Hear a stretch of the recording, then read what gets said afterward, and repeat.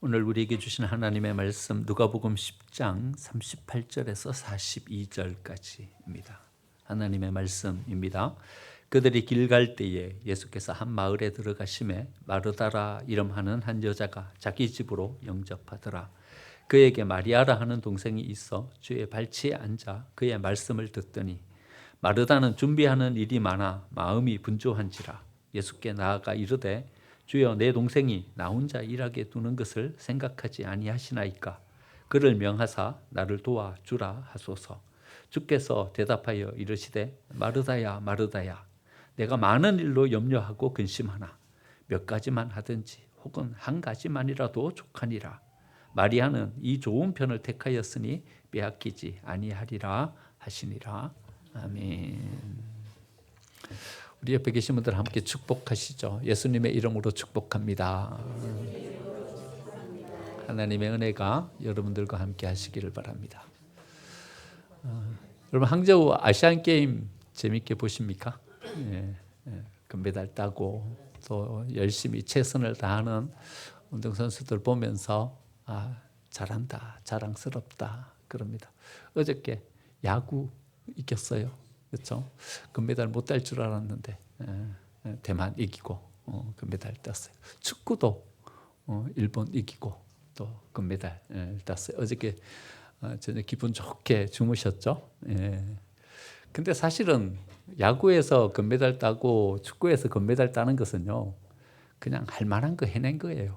그렇죠? 그게 다 아마추어 선수들 나왔잖아요. 그런데 우리는 프로 선수들 다 출전했잖아요. 다른 나라 선수들은요, 프로 선수들은 오지도 않았어요. 그런데 우리는 축구도 물론 잘하는 두어 명 빠지긴 했지만 다 유럽에서 프로 선수 뛰는 사람들 같이 참여했고, 야구도 그랬고, 할 만큼 한 거예요. 그냥 할 만큼 한 거예요. 그런데요, 어떤 메달은요, 동메달인데도 너무 잘한 메달이 있고요. 어떤 운동 경기는요, 메달 못 땄는데도 너무 잘한 사람들이 있는 거예요. 탁구요, 남녀 복식 동메달 땄어요. 근데 너무 잘했어요. 너무 잘했어요. 중국이 금메달, 은메달 다 땄잖아요. 근데 중국의 이 산을 넘기가 되게 힘들어요. 탁구는요, 중국이랑 힘들어요. 중국의 탁구 인구는요, 말도 못해요. 초등학교 가면요, 운동장 뺑 둘러서 탁구대가 있어요. 그러니까요, 우리가 탁구를 이길 수가 없어요. 그런데 거기서요, 금메달 따고 동메달 따고 잘한 거예요. 나이 어린 선수들이 했으니 얼마나 잘한 거예요. 또 어떤 운동 경기는요, 우리나라에 팀도 없어요. 그냥 동호회예요. 동호회에 참여해가지고 그래 하시는 분. 양궁 선수 중에 동호회에 참여해가지고 동메달 따신 분 있죠. 선수도 아니에요. 그냥 동호회에서 참여해가지고 활동하다가 동메달까지 땄어. 이런 분들은 정말 잘하신 거죠. 어떤 전문 프로 선수도 아닌데, 직업으로 운동선수 하는 사람도 아닌데, 거기까지 갔으니까 잘한 거죠. 그래서 저는 이래 생각해요. 금메달 땄으면 잘했고, 메달도 못 땄으면 못했고, 이게 아니라 자기의 능력을 얼마만큼 거기에서 10분 발휘해서 했는가, 이게 중요한 거고, 더 잘한 것은 자기의 능력보다 더 발휘하면서 거기에서 실력 발휘했으면 그것은 메달 못 땄어도 더 잘한 것이고, 그렇다 생각합니다. 생각지도 못한 변수들, 이런 변수들이 우리 앞에 닥쳐요. 부상이 오기도 하고, 배드민턴 하는 선수들 보니까 결승 올라갔는데 결승하는 도중에 부상을 입었어요. 그런데 끝까지 그 경기하는 모습을 보니까 잘한다. 정말 프로 정신이 저기 속에 있다, 이런 생각이 드는 거예요. 그러니까 생각지도 못한 어떤 변수들이 생기는 거죠.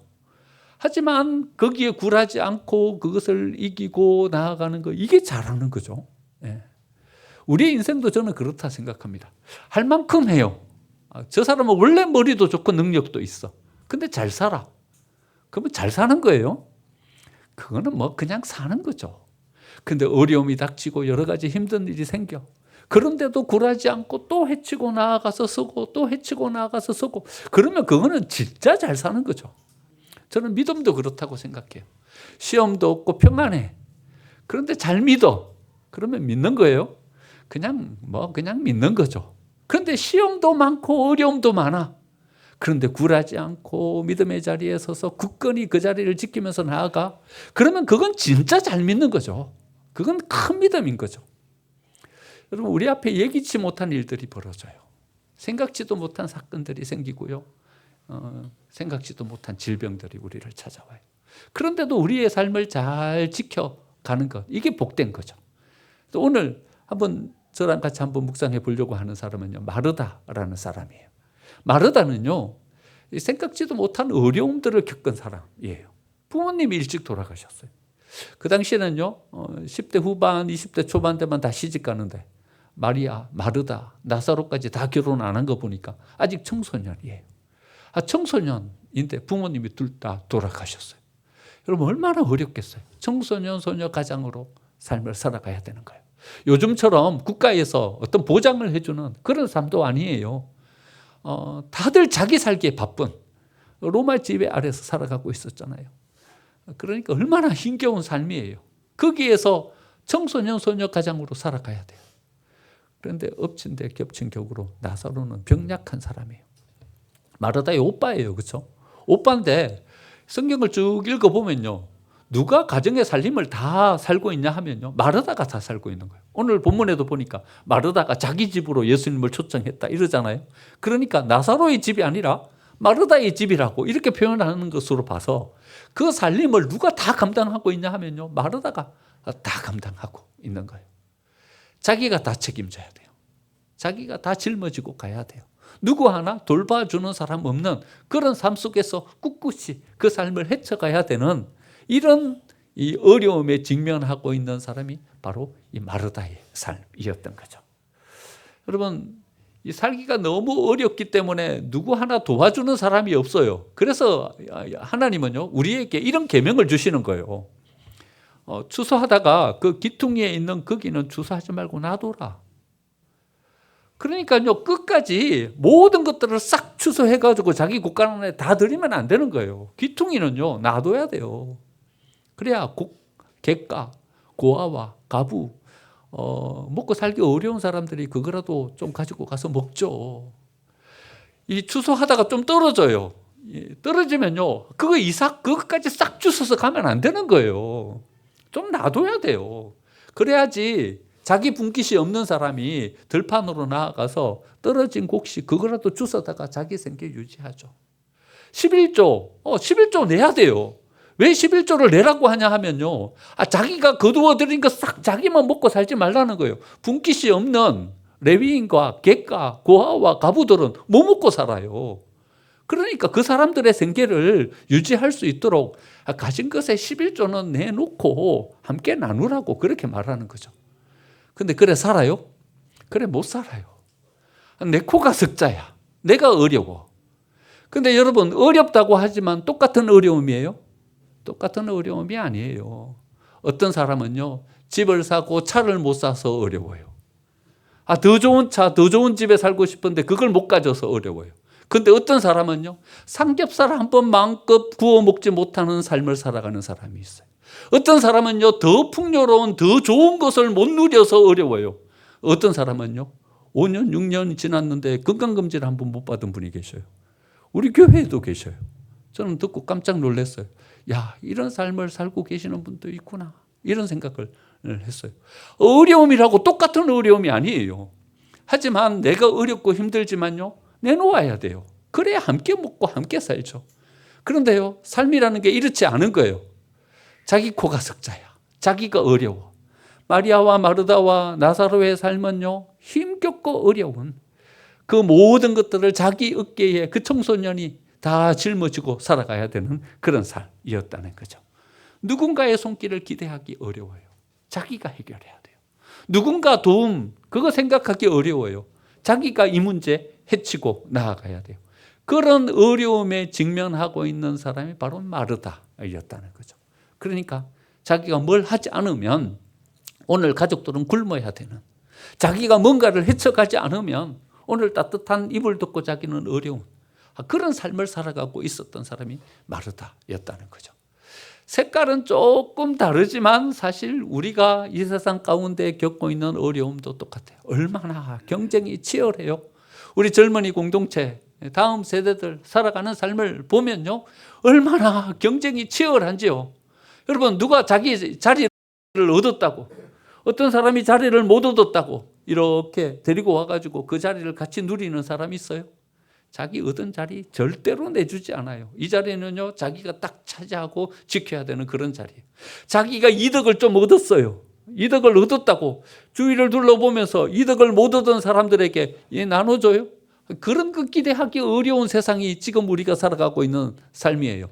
내가 무언가를 가지지 않으면 누군가도 나를 돌봐주지 않는, 내가 뭔가 자리매김을 하고 서지 않으면 누군가도 내 처지를 생각하면서 동정하지 않는 그런 세상을 우리가 살아가고 있다는 거죠.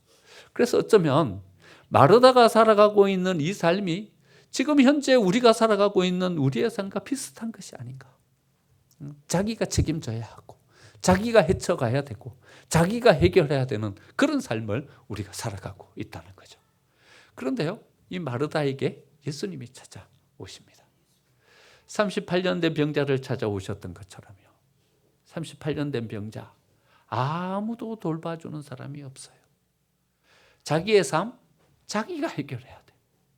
천사가 가끔 와서 연못을 휘저어서 물을 동하게 하지만 아무도 38년 된 이 병자에게 관심을 기울이는 사람이 없어요. 그래서 38년이나 거기서 다른 사람에게 구걸하면서 살아가는 거예요. 그런데 그 병자를 향하여서 예수님이 찾아가시는 거예요. 사마리아 우물가에서 정오의 태양빛을 다 맞으면서 예수님 거기서 기다리고 계시는 거예요. 왜 기다리셔요? 모든 사람에게 따돌림을 받아서 외톨이가 된 남편 다섯인 그 여인을 기다리고 있는 거죠. 사람들은 다 그 여인을 향해서 손가락질해요. 어째 저런 삶을 사냐? 어째 삶이 저 모양이냐? 다 비판하지. 누구도 그 마음을 헤아려 주려고 하지 않아요. 그래서 예수님 그 여인을 만나기 위해서 그 정오의 태양빛을 참으면서 거기서 기다리시는 거죠. 자기가 스스로 자기를 지키지 않으면 누구도 자기를 향하여서 따뜻한 말 한마디 해주지 않는 그 여인에게 예수님 찾아가시는 거죠. 그래서 그 여인을 따뜻하게 보듬어 주시고 안아주시는 거죠.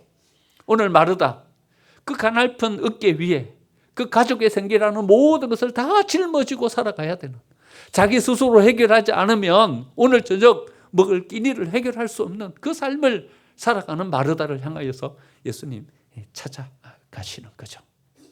마르다는 예수님을 통해서 지금까지 경험해 보지 못한 새로운 경험을 하게 됩니다.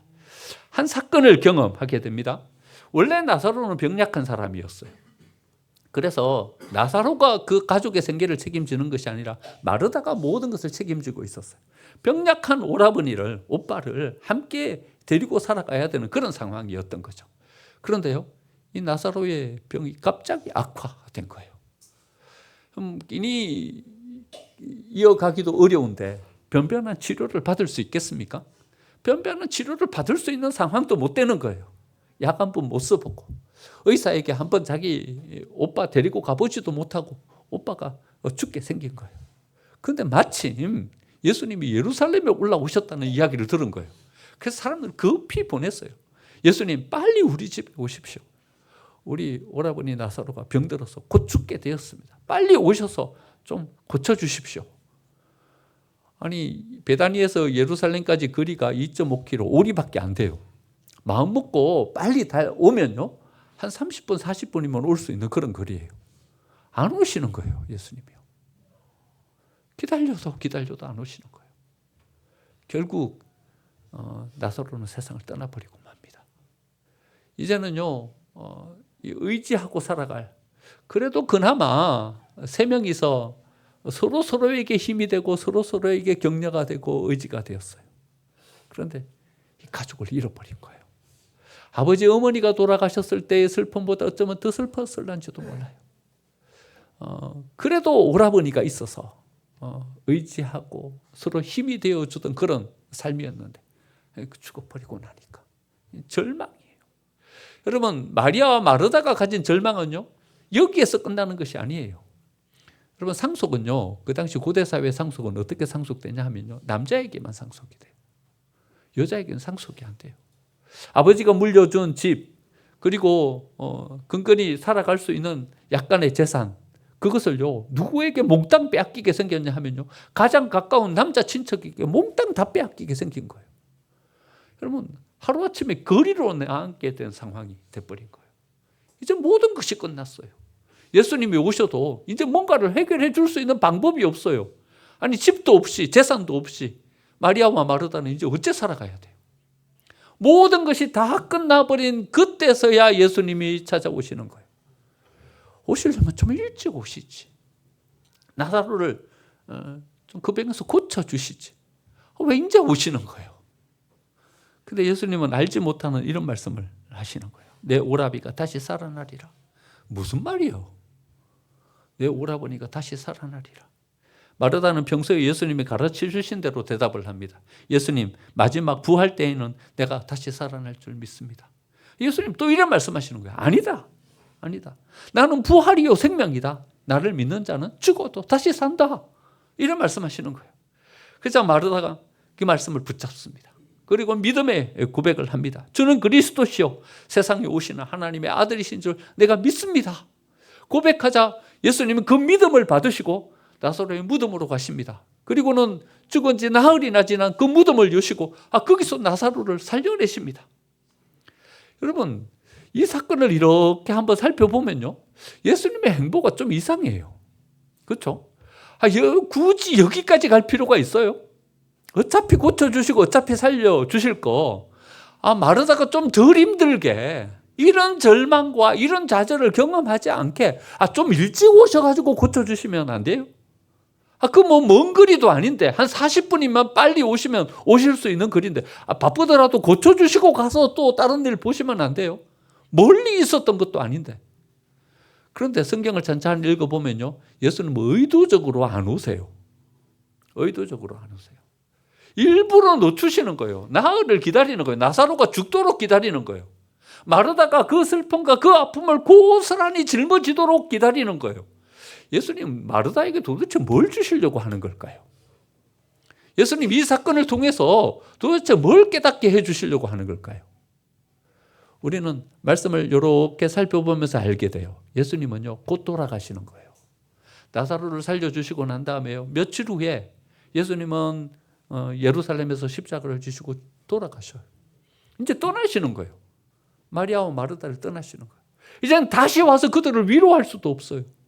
다시 와서 그들에게 따뜻한 어떤 길을 제시해 주시고 그 마음을 위로해 주실 수도 없게 되는 거예요. 예수님이 이제 뭔가를 마르다에게 주시려고 하는 거예요. 혼자 이제는 헤쳐갈 수 있는 삶의 길을, 방법을, 열쇠를 그가 찾을 수 있게 해 주시려고 하는 거예요. 그건 뭐냐 하면요, 마르다 네 속에 있는 것이 아니다. 열쇠는, 길은 네 속에 있는 것이 아니다. 그것을 깨고 밖으로 나와야 비로소 거기에 열쇠가 있고 거기에 길이 있다. 그것을 예수님이 가르쳐 주시려고 하는 거예요. 예수님은 사실 좀 더 일찍 오늘 본문의 말씀이요, 먼저 찾아가셔서 이 깨달음을 마르다에게 주셨어요. 마르다는 예수님이 오시자 자기가 가진 모든 것으로 예수님을 대접하려고 했어요. 38절 예수께서 한 마을에 들어가심에 마르다라 이름하는 한 여자가 자기 집으로 영접하더라. 예수님 일부러 찾아가신 거예요. 베다니 그 마을에. 예루살렘에 올라가셨는데 베다니로 가신 거예요. 갈릴리에서 이렇게 올라오셔가지고 베다니는 옆으로 이렇게 가야 돼요. 근데 일삼아 여기를 가신 거예요. 그 마을에. 그러니까 거기 가신 것은요, 마르다가 예수님을 초청했기 때문에 예수님이 마르다의 집으로 가신 것이 아니라 예수님이 마르다의 집 거기 가시려고 거기 가신 거예요. 자기가 가진 모든 것으로 예수님을 대접하려고 음식을 준비하고 있었어요. 여러분 얼마나 분주했겠어요. 예수님과 그 제자들 끼니 한 끼 따뜻하게 대접해 드리려고 이것저것 없는 살림에 준비를 하고 있었던 거죠. 그런데요, 자기 혼자 준비하는 거예요. 자기는 분주하고 바쁜데 마리아는 밖에 나오지도 않고 안에서 예수님과 함께 이야기를 나누고 있어. 지금 예수님 굶고 오셨는데 빨리 식사를 준비해가지고 예수님을 대접해 드려야 되는데 자기 혼자 바빠. 자기 혼자 분주해. 좀 준비하면서요, 마음속에 원망의 마음이 자리 잡기 시작하는 거예요. 불평의 마음이 자리 잡기 시작하는 거예요. 예수님을 대접하려고 하는 거잖아요, 지금. 그렇죠? 제자들을 대접하려고 하는 거잖아요. 그런데 예수님을 향한 원망의 마음이 생겨. 뭐라고 이야기하냐면 이렇게 이야기해요. 주여, 내 동생이 나 혼자에게 일하게 두는 것을 생각하지 아니하시나이까. 여러분, 누구를 향한 원망이 돼버려요? 예수님을 향한 원망이 돼버려요. 예수님을 향한 불평이 돼버려요. 주여, 내 동생이 나 혼자 일하게 두는 것을 생각하지 아니하시나이까. 하나님을 원망하면서, 예수님을 원망하면서 쓰게 되는 거예요. 예수님을 원망할 뿐만 아니라 마리아에 대한 원망의 마음도 생기는 거예요. 나를 도와주라 하소서. 야, 너 왜 나 안 도와주고 거기 앉아있냐? 지금 마리아는 왜 음식을 준비하려고 하는 거예요? 좀 잘 대접하려고. 잘하려고 하는 거예요. 여러분, 잘하려고 하다가 하나님을 향한 원망과 불평으로, 자기 동생을 향한 비난으로, 정죄로 이어지게 되었던 거죠. 한국 교회에 전해 내려오는 전설과 같은 이야기가 있어요. 70년대 초반쯤에 있었던 일이라고요. 맨날 싸우는 한 교회가 있었어요. 계속 싸워. 목사님이 그 교회에 부임해가지고 오래 계시는 것을 못 봤어요. 그냥 금방 다른 목사님이, 또 금방 다른 목사님이 계속 싸우는 교회인 거예요. 한 목사님이 새로 부임을 해갖고 장로님들에게 물었어요. 장로님, 우리 교회는 왜 맨날 싸우는 거예요? 이렇게? 왜 싸워요? 그랬더니 그 장로님이 한 장로님이 이렇게 대답하는 거예요. 잘하려고 싸워요. 그러는 거예요. 잘하려고 싸워요. 왜 싸우냐 하면요, 서로가 미워서 싸우는 거 아니에요. 뭘 잘해보려고 하다 보니까 싸움이 되는 거예요. 여러분, 이 말이 맞아요. 분쟁이 생기고 다툼이 생기는 게요, 맨 처음부터 미움으로 시작해갖고 분쟁하고 싸우는 게 아니에요. 서로를 향한 악감정이 있어가지고 서로를 향해서 대항해서 싸움이 되는 게 아니에요. 어쩌다 보니까 그래 되냐 하면요, 잘하려고 하다가 그러는 거예요. 나는 잘하려고 땀을 흘리면서 여기까지 왔는데 가만히 보니까 마리아는 저기 있어. 마음속에 불평이 생기는 거예요. 왜 쟤는 저기 있는 거야? 우리는 지금 이러고 있는데? 쟤는 뭐 하는 거야 도대체? 일 다 망치고 다 어지럽게 만들고 뭐 하는 거야? 원망의 마음이 생기는 거예요. 그러면서 분쟁이 되는 거예요. 그래서 목사님이 선포했어요. 우리 잘하지 맙시다. 선포했어요. 우리 절대 잘하지 맙시다. 그래갖고 그 교회는 뭐가 모토가 됐냐 하면 이게 모토가 됐어요. 잘하지 맙시다. 이게 모토가 됐어요. 어떤 사람이 가갖고 막 열심히 뭐 하려고 하면 이렇게 붙잡는 거예요. 우리 너무 잘하려고 하지 맙시다. 우리 너무 잘하려고 하지 맙시다. 이게 모토가 됐어요. 너무 잘하려고 하지 않게 되었어요. 그러다 보니까는요, 분쟁도 없어지게 됐어요. 서로를 향한 원망도 없어지게 되었어요. 이제 다투지 않게 되니까는요, 발톱도 무디어지게 되었어요. 이 말씀은요, 우리의 상처도 하나씩 둘씩 치료받기 시작했다는 거예요. 너그럽게 되었다는 거예요. 그러니까 아이러니하게도요, 이 교회가 점점 더 잘 되게 된 거예요. 부흥하게 된 거고요. 일도 더 잘할 수 있게 되었어요. 여러분, 이때까지 참으셔야 돼요. 우리의 마음속에 원망의 마음이 사라질 때까지 참으셔야 돼요. 너무 잘하려고 하지 마세요.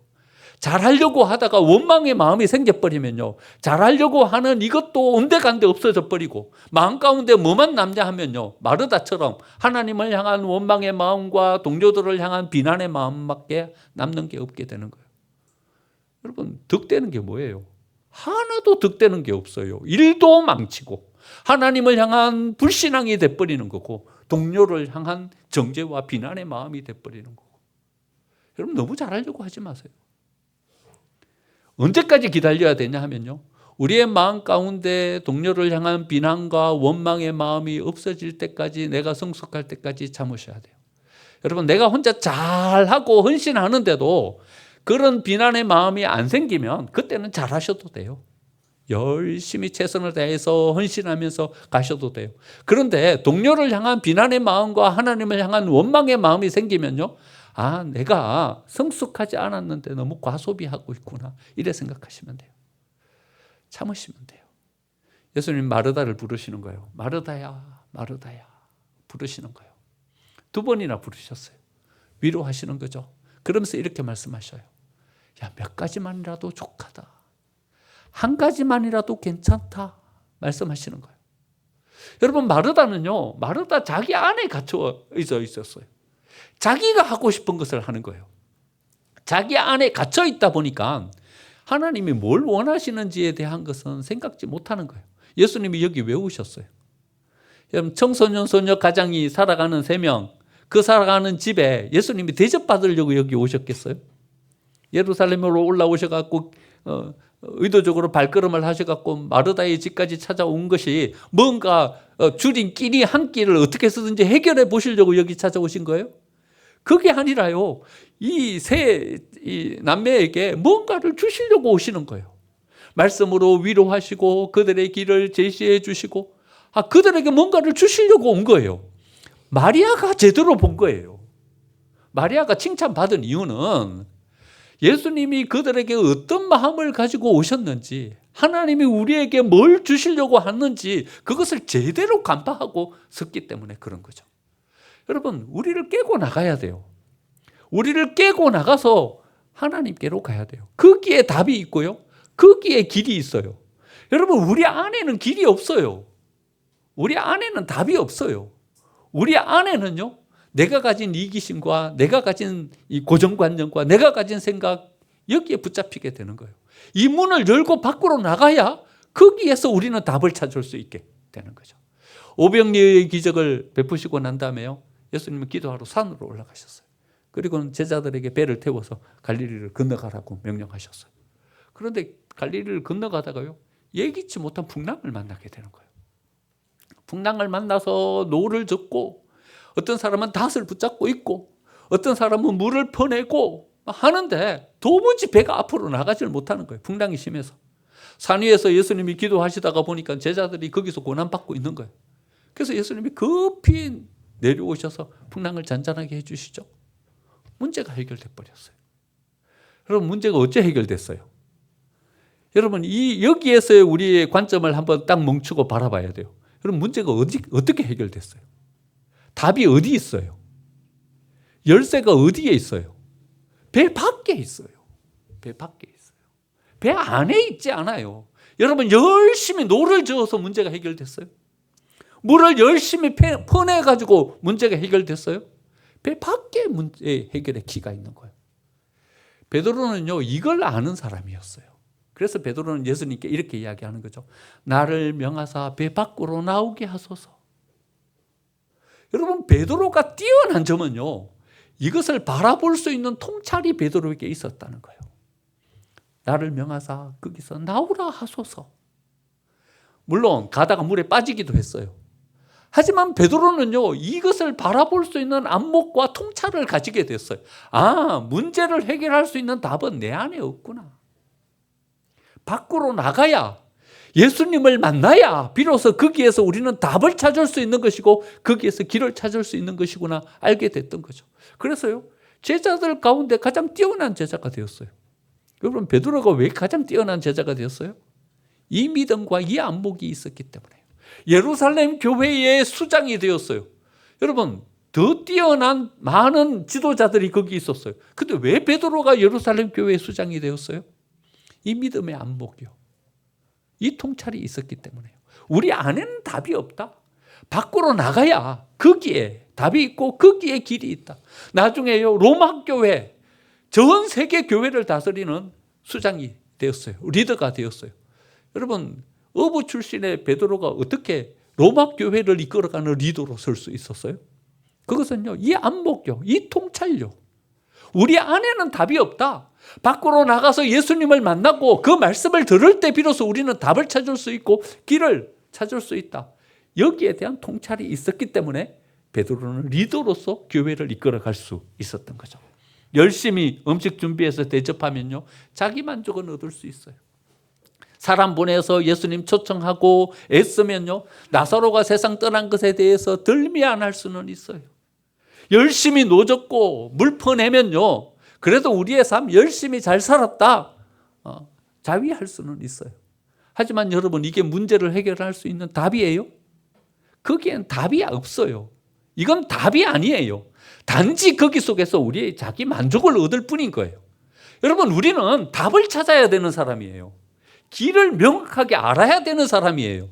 그래서 단지 내가 열심히 살았다, 여기에 만족하는 것이 아니라 진짜 성공을 해야 되는 사람인 거예요. 진짜 하나님이 우리에게 다닿기를 바라는 그 목적지에 가야 되는 사람인 거죠. 여러분, 우리가 사울이 아닌데 불신앙의 사람처럼 고집 부릴 필요는 없지 않습니까?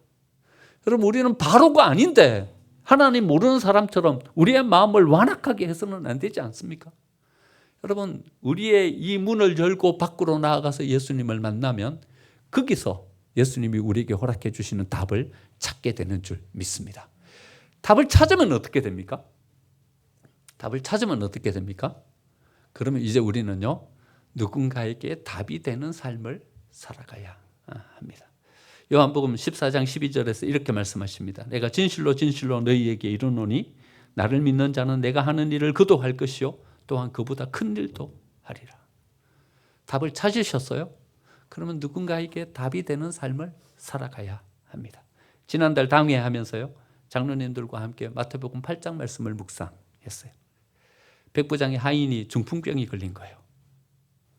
그럼 중풍병에 걸린 하인의 입장에서 한번 생각해 봤어요. 하인인데, 노예인데 중풍병이 걸렸어요. 여러분, 이 하인의 입장, 노예의 입장에서 이 삶은 도대체 어떻게 되는 거죠? 진퇴양난인 거죠. 해결할 수 없는, 답이 없는 인생으로 전락해 버린 거죠. 노예인데 중풍병이 왔어요. 몸을 제대로 못 쓰게 됐어요. 갖다 버리는 거죠. 버림받거나 아니면 길거리에서 죽거나 답이 없는 인생으로 전락해 버리는 거예요. 그런데 이 백부장은요, 또 이야기하는 거예요. 예수님을 찾아가는 거예요. 예수님을 찾아가서 내 하인의 병을 고쳐달라고 이야기하는 거예요. 여러분, 백부장은 어떤 사람이에요? 이 하인에게 답이 되는 사람인 거예요. 답이 없는 인생의 절벽에 다다른 이 하인에게 길을 열어주는 길이 되는 인생이 된 것이고 답이 되는 인생이 된 거죠. 여러분, 우리가 답을 찾았다면, 우리가 길을 찾았다면 이제는 우리는 어떤 삶을 살아가야 되냐 하면요, 누군가에게 답이 되는 인생을 살아가야 되는 거예요. 누군가에게 길이 되는 인생을 살아가야 되는 거예요. 여러분, 우리 자녀들에게 부모님은 어떤 부모님이 돼야 됩니까? 우리 자녀들에게 답이 되는 부모님이 돼야죠. 꼰대가 아니라요. 여러분, 우리 동료들에게 어떤 동료로 우리는 서야 합니까? 길이 되는 사람으로 서야죠. 우리 동료들에게 답이 되는 사람으로 우리를 세워야죠. 은혜를 가로막는 걸림돌이 아니라요. 우리가 답을 찾았다면 이제 누군가에게 답이 되는 인생으로 우리의 삶을 세워가야 하는 것입니다. 여러분, 답이 없는 인생은요, 하나님 앞에 쓰임받지 못합니다. 답을 찾으셔야 됩니다. 답을 찾았다면 누군가에게 답이 되는 인생이 되십시오. 그러면 우리는 하나님 앞에 요긴하게 쓰임받는 하나님의 사람으로 세워지게 될 줄 믿습니다.